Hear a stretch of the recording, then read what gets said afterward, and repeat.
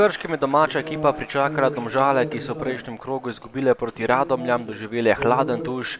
Tudi v Krškem pa nimajo najboljše serije, kajti 3 tekme in 3 zaporedni remiji, enkrat celo brez golov. Prva akcija tekme za goste, Vuk je podal do Vetriha, ki je streljal previsoko iz izjemno ugodnega položaja. Domžalčani so bili konkretnejši in boljši v prvem delu, še napad za rumene, tokrat je prišel do žoge Matjašič, ki je streljal daleč, ampak na pravem mestu Marko Zalokar, ki težav tokrat ni imel. Še zadnja akcija prvega polčasa, Alvir je poslal ogenj Vuka, ki je zapravil veliko priložnost, Matjašič je zaman čakal na drugi vratnici.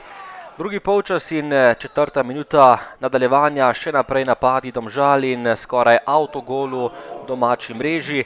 Domžalčani so bili precej boljši in imeli veliko od igre in tudi nekaj nevarnih strelov. Matjašič je za nekaj centimetrov zgrešil vrata. Priložnost za Vuka, ki si je priboril strel, tokrat je streljal le v zunanji del mreže. Še enkrat Slobodan Vuk, ki tokrat sicer ni imel najboljšega dneva, z volejem je streljal v vratarja Zalokarja, ki je zbral še eno obrambo. No, napad za goste, 83. minuta, Bratanović, ki je vstopil v drugem delu, je podal proti Alvirju, izvrstna obramba Zalokarja, ki je tokrat imel izjemno dober dan. V zaključku tekme še velika napaka Miliča in zgrešen strel Haljete, ki je zgrešil prazna vrata, in še sodniški podaljšek tekme, Dangubić oddaleč in obramba Miliča, ki je rešila domžalska vrata. Končalo se je brez golov, Krško Domžale 0-0, še 4. remi na tekmah v Krškem. Ja, mislim, da je na koncu remi res zaslužen in realen. Sicer bi si oboje zaslužili kakšen gol, mislim, da smo tekmo odlično odprli, da smo bili polovico prvega polčasa boljši. Potem pa so nekako tudi Domžale pokazale svojo kvaliteto.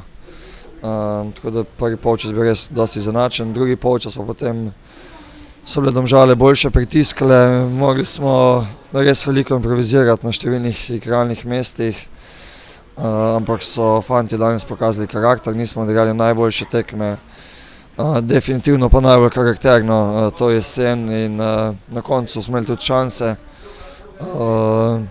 Rezultat realen, čestitke fantom za izjemno borbo. Čestitke mojim igralcem vseeno za borbo, faza obrambe mislim, da je bila na pravem nivoju. Pripravili smo si 4-5 100% priložnosti, ki bi jih mogli realizirati za kaj več, ampak vsaka tekma tukaj v Krškem je težka, tudi zunanje okoliščine.